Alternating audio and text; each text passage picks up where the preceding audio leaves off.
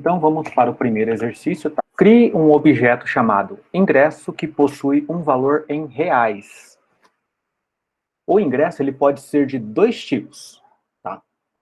Ele pode ser do tipo VIP, que mostra o valor do ingresso com um acréscimo de 20%, ou ele pode ser social, que mostra o valor do ingresso com um desconto de 20%. Tá? Então, interpretando o exercício, gente, o que nós temos? Vamos criar um objeto da mesma forma que a gente criou todos nas aulas passadas, um objeto ingresso. Só que ele tem uma peculiaridade, ele pode ter um acréscimo ou um desconto. Tá?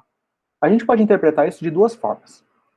A gente pode criar um objeto chamado ingresso social, que vai ter o desconto de 20%, e a gente pode criar um outro objeto chamado ingresso VIP, que vai ter um acréscimo de 20%.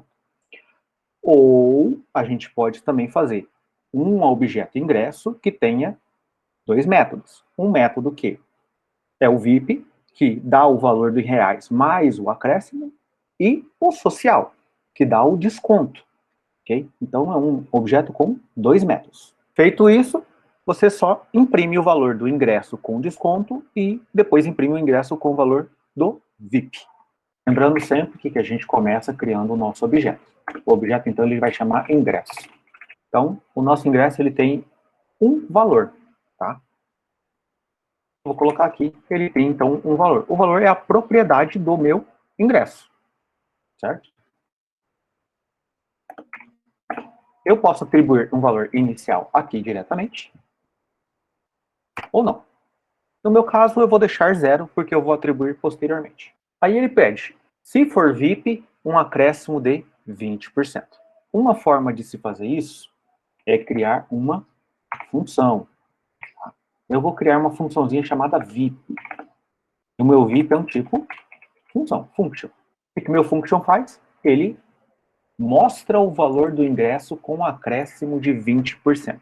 Para declarar qualquer variável, seja uma propriedade ou uma função, um método dentro do objeto, do lado direito, do lado esquerdo, desculpa, o nome que eu vou dar à minha propriedade ou função, 2 pontos, e do outro lado, o valor ou a função que ele vai fazer. No meu caso, a minha função chama VIP, ele só retorna um valor. Para eu retornar um valor, para eu imprimir um valor, porque ele quer mostrar, console.log. Eu quero mostrar o valor, certo? Lembrando que, para eu mostrar o valor, que é uma propriedade do meu objeto dentro de uma função, obrigatoriamente eu tenho que utilizar o valor this. This, valor. Ok? Quando vocês usam a ferramenta e você não utiliza o this, automaticamente ela já fala para você que ele não encontra aquele valor, tá? Quando você chama a função. De qualquer forma, é bom vocês lembrarem que quando for chamar uma propriedade que pertence ao método dentro de uma função, tem que utilizar o this. Mas eu não quero imprimir só o valor, né? Eu quero imprimir o valor com um acréscimo. Para fazer isso, basta eu multiplicar o meu valor por 1,20. Isso aqui é uma forma de fazer, gente. Se vocês fizerem regra de 3, também funciona. Lembrando da regrinha de 3, tá? O valor, ele é 100%. O valor que eu quero descobrir, ele é 120. Multiplica cruzado e faz o resultado aqui. Também funciona, tá? Eu só estou agilizando aqui, fazendo 1,20, que eu sei que é o resultado que vai dar da multiplicação cruzada da regra de 3. Fiz o meu valor VIP. Então lá, eu fiz o meu objeto, eu quero saber se está certo. Como que eu chamo meu objeto? Ingresso, ponto, a propriedade que eu quero chamar. Valor. Ok? E esse valor ele vai receber um valor, 4. Para saber se está certo, você imprime. Console.log, ingresso, ponto, valor. E executa. Quando a gente está usando a ferramenta, ó, imprimiu o valor 4. Eu coloquei o valor 4, deu certo. Ah, mas se for um valor quebrado, 4,4. Tá? Imprime e vê se sai aqui, ó. Tá, primeira parte está ok. Ah, eu quero ver agora se funcionou o VIP. O VIP, ele é uma função que ele só imprime o valor, então eu não preciso atribuir valor a ele. Basta eu chamar. Ingresso.VIP. Por ser uma função, eu tenho que usar o parênteses. E executa. 4.4 e o valor 5.28. Lembrando, gente, quando a gente trabalha com valores quebrados no JavaScript e em qualquer linguagem que vocês forem utilizar, tá? O padrão é utilizar o ponto, tá? Teve alguns alunos usando vírgula, tá? Quando você usa vírgula, ele não reconhece, tudo bem? Então já se habituem a utilizar o ponto para separar as casas decimais. Isso tanto aqui na tela que você escreve o código, quanto na tela preta, quando você vai informar algum valor para o código. Então, assim, gente, parte a parte mesmo, vai fazendo pedacinho a pedacinho. Funcionou o VIP? Pô, eu não sei se 4.4 tá certo, né? Então, eu vou fazer com valor redondo, que eu sei calcular os 20%. Vou fazer com valor 10. 20% de 10, eu sei que é 2. Então, o valor aqui deu 12, ó. Deu certinho. Vou fazer o social? Faço lá. Social, 2 pontos, function. Ele também vai imprimir, só que agora ele imprime com desconto. Então, é o valor multiplicado por 0,8. Para saber se está certo, você chama ele. Ingresso.social. Então, assim, gente, toda vez que nós vamos utilizar um objeto, faz passo a passo. Depois que você pega o hábito, o jeito de fazer o objeto, de interagir com ele, aí vocês começam a fazer tudo de uma vez, tá? E aqui a gente está trabalhando só com criação de objeto, criação de métodos dentro do objeto e impressão de valores. A criação do objeto, gente, a gente está fazendo ele aqui para um objeto, tá? E eu estou lembrando vocês sempre disso, porque é raro as vezes que a gente vai trabalhar com um objeto.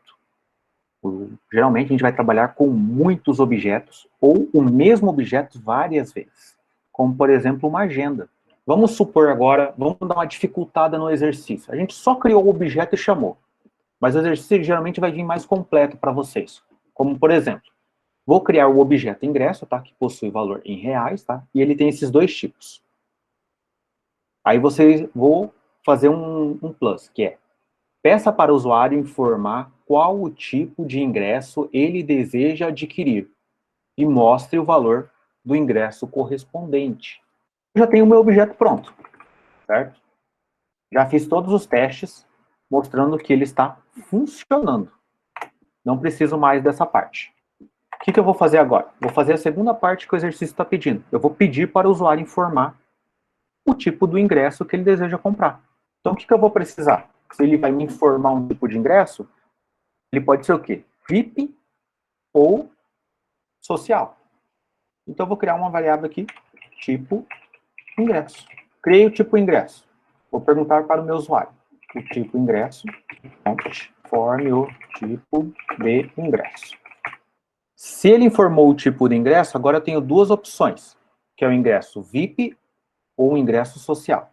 Então, eu tenho que verificar qual é o tipo de ingresso que ele nos informou. Se o ingresso for igual a VIP, quem que eu vou mostrar para ele? O valor do meu ingresso VIP. Eu já tenho o meu ingresso, né? Ingresso.VIP, que é uma função. Se não, é o nosso else, eu vou mostrar o outro ingresso. O ingresso.social. Geralmente o exercício vai vir para vocês dessa forma, tá, gente? Peça para o usuário, e a partir daquele peça para o usuário, ele vai pedir para você montar algum tipo de objeto. E esse objeto é que vocês vão preencher e depois mostrar para o seu usuário. Então, feito isso, vocês testam. Qual o tipo de ingresso? Eu quero o ingresso VIP. Eu esqueci de colocar o valor inicial do ingresso, gente. O valor inicial é 10, né? Eu quero o VIP. Eu quero o VIP, ele me retorna o valor 12. Se eu quero o social, ele vai me retornar o outro valor. Se eu tivesse 3 tipos de ingresso, eu teria 3 condições. Se eu tivesse 10 tipos de ingresso, eu teria 10 condições. E aqui no meu caso eu estou atribuindo o valor diretamente, mas eu também poderia perguntar: informe o valor inicial do ingresso. Informe o tipo de ingresso que deseja adquirir. E aí vocês fazem. Então, cria esses 3 objetos, gente, e aí pede para o usuário informar qual o objeto que ele deseja ver, tá? Então, lembrando, propriedades é tudo aquilo que pertence ao objeto. Como é que eu sei disso? Um cachorro, ele tem nome, entendeu? Que eu chamo ele pelo nome, ele tem uma idade. Mas ele tem um som ou ele emite um som? Ele emite um som. Se ele emite um som, o som ele é uma ação. Ele faz isso. E quando a gente está trabalhando com ação, a gente já subentende que é um método, tá? A propriedade é tudo aquilo que compõe o cachorro e emitir um som. Se ele emite, ele está fazendo uma ação. E quando é uma ação, é um método. Todo exercício de algoritmo, ele tem muitas formas de você desenvolver ele, tá? O que eu estou passando para vocês aqui é apenas uma forma. Não quer dizer que a sua esteja errada, ok? Se deu o resultado final igual, é o que importa. Eu vou dar um exemplo aqui com 3 objetos separados, tá, gente? Poderia fazer num objeto só? Por exemplo, cachorro, cavalo e animal, eles são... cachorro, cavalo e pato, eles são animais. Eu posso criar um objeto animal, entendeu? Que vai ter os 3, ok? Porque eles têm, basicamente, os mesmos atributos. Posso fazer assim, tá? Mas eu vou fazer separadinho para dar uma exemplificação que eu posso ter mais de um objeto dentro do mesmo algoritmo. Então, começando aqui pelo meu cachorro, tá? Criei um cachorro, vou chamar ele de Ted, ele tem 5 anos, e ele tem um som. O som é uma função, eu vou imprimir um som aqui. Console.log, fiz o meu objeto cachorro. Então, defini um nome para ele, Ted, uma idade e um som. Tá? Como o exercício não solicitou preencha o objeto, ok? Então eu posso deixar de forma estática. Se o exercício pedisse assim, crie o objeto cachorro, o cavalo e o pato. Peça para o usuário informar os atributos de cada um dos animais. Aí vocês teriam que pedir para o usuário e aí preencher. Como ele não pediu, vocês podem fazer dessa forma. Como os 3 são muito parecidos, eu vou copiar aqui. Ó. O próximo é o cavalo. O horse. 10 anos. Cavalo relincha, gente. E por fim, nós temos o pato. Perfeito, ó. Criei os objetos, tá? Conforme a sequência fornecida, e eu vou pedir para o meu usuário informar qual objeto ele deseja ver. Ok? Lembrando, gente, se eu quero ver um objeto, eu posso fazer de 2 formas. Eu posso criar dentro do meu objeto uma função para mostrar as informações, que é uma função, né? E ela vai ser responsável por mostrar. Então, ela tem o console.log, e aí você mostra as informações. O nome é...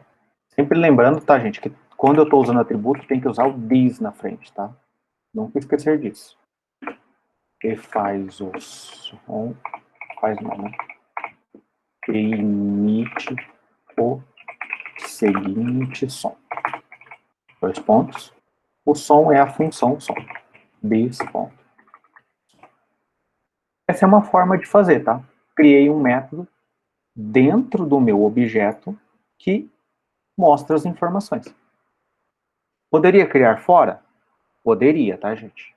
Aí fica a critério de vocês. Vamos lá, vamos perguntar para o usuário. Se eu vou perguntar para o usuário, ele vai ter que falar a opção dele. Eu vou chamar de OP, que vai ser a opção que ele vai escolher. Aí eu peço para o meu usuário lá com o nosso prompt. OP recebe. Prompt. E aqui eu vou fazer de uma forma um pouquinho mais elegante, gente. Vou fazer assim, ó. Informe uma opção. E eu vou criar uma listinha de opções aqui para ele, ó. Console.log. 1, cachorro. O 2 é o cavalo. E o 3 é o... E eu ponho a minha condição. If OP igual a 1. Como eu tenho 3 opções, gente, eu tenho que fazer 3 condições. Se ele escolher 1, ele vai entrar dentro desse if. Se não, eu vou fazer uma segunda condição, que é um else if. OP igual a 2. Se não é o 2, ele pode ser o 3, que é o OP igual a 3. Porque são as opções que eu coloquei aqui, ó. Cachorro é 1, cavalo é 2 e o pato é 3. Se não for nenhuma dessas três opções, eu vou informar para ele que opção não existe. Aqui eu só estou mostrando uma forma um pouquinho mais elegante da gente trabalhar com o pedido para o usuário. Quando a gente pede uma informação para o usuário, informe um valor. Por exemplo, eu quero que ele informe o cachorro ou pato. Aí ele vai lá e informa o gato. Não tem gato. Eu vou deixar ele sem resposta? Não, né, gente? Então tem que validar esse tipo de informação. E uma das formas que a gente pode fazer é utilizando o nosso if-else. A opção 1 é o cachorro. Como é que eu chamo as informações do cachorro? Cachorro, ponto, mostra informação. Que foi o método que eu criei para mostrar as informações. A opção 2 é o cavalo. Então eu tenho cavalo, ponto, mostra as informações. E a opção 3 eu tenho o pato, ponto, mostra as informações. Como eu criei o mostra informação dentro do meu método aqui, ó, eu posso replicar ele nos outros. O cavalo e o cachorro. Só para ficar de uma forma mais prática e eu não ter que ficar reescrevendo. Tá? O mesmo método, tem os mesmos nomes. E na hora que eu for perguntar para o meu usuário, eu errei uma função, gente. Linha 12. 2 pontos na função, gente, sempre lembrando. Se a gente erra, a ferramenta já fala para a gente onde é que está o erro. Ó. Aí vocês têm que ter só a habilidade de ver que está errada a codificação. Ficou estranho o menu, gente. Vou dar uma opção melhor assim. Agora ficou melhor. Menu. Opção 1, cachorro. Opção 2, cavalo. E opção 3, pato. Informe uma opção. Eu vou informar a 5. Ó. Opção não existe. E ele não imprimiu nada mais. Se eu escolho uma outra opção, eu vou escolher a opção 1. Ó. E aqui ele informa. Ó. O nome é Ted com idade de 5 anos, ele emite o seguinte som. O que a gente tem que ter aqui? Ó? Só lembrando. A função aqui, ó, que a gente criou, mostra informação, é só uma agilidade, tá? Poderia fazer ela aqui separadinho, ó. Cachorro, ponto, nome, e aí eu imprimo o nome. Cachorro, ponto, idade, e vou imprimir a idade. Mas visualmente, quando a gente faz o menuzinho, fica mais bonito e mais prático para o usuário. E agora que a gente está evoluindo o nosso trabalho, eu falei para vocês que a gente está trabalhando só com um objeto, mas a gente quer ir além, trabalhar com vários objetos ou uma lista de objetos. E nesses casos, o menu se torna mais útil. Ok?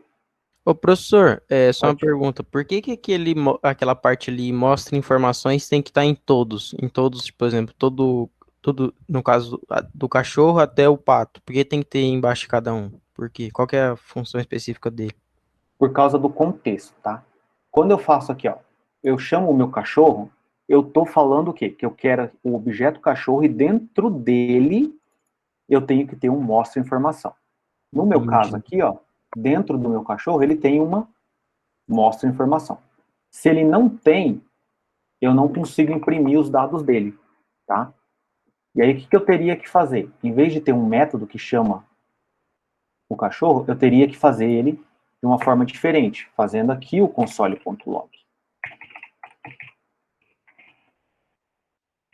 E aqui eu vou fazer a mesma coisa que eu criei lá, eu vou criar aqui, ó.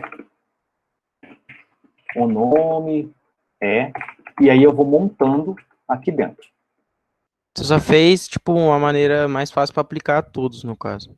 Exatamente, tá? Entendi. Qual que é a vantagem disso aqui? Como eu Desse criei jeito, o senhor não precisa escrever muito dentro do ZIF, né, professor? exatamente, que a gente chama de modularizar, a gente cria pequenos algoritmos separados que aí a gente vai montando um contexto. E depois você ainda pode chamar a mesma função usando outra condição mais lá na frente, né? Exatamente, isso mesmo. Tá? E aqui pode não parecer, mas é uma função. Igual a gente estava vendo que uma das várias vantagens da função é a economia de código, isso aqui é uma função que a gente está chamando também. Montei só uma vez lá em cima, e aí toda vez que eu precisar mostrar as informações do cavalo, eu só vou chamar as informações do cavalo. Se eu precisar alterar o meu cavalo ele vai ganhar um atributo a mais. Qual que vai ser esse atributo? Só o cavalo ele vai ter esse atributo. Além da idade, ele vai ter cor. Eu venho aqui e adiciono a cor para ele, ó. Marrom. A partir do momento que eu adiciono aqui, eu tenho que colocar nas minhas informações também, né? Porque ele também vai ter cor. Aí eu vou lá e adiciono aqui, ó. Mais. E a cor é 2 pontos. E adiciono a minha cor. Bis.cor. Feito isso, gente, desculpa, é um atributo, bis.cor. Todas as vezes que eu chamar a informação do cavalo, não importa quantas vezes eu tenha feito dessa linha aqui para baixo, entendeu? Já vai estar alterado para todos eles vão refletir essa mudança.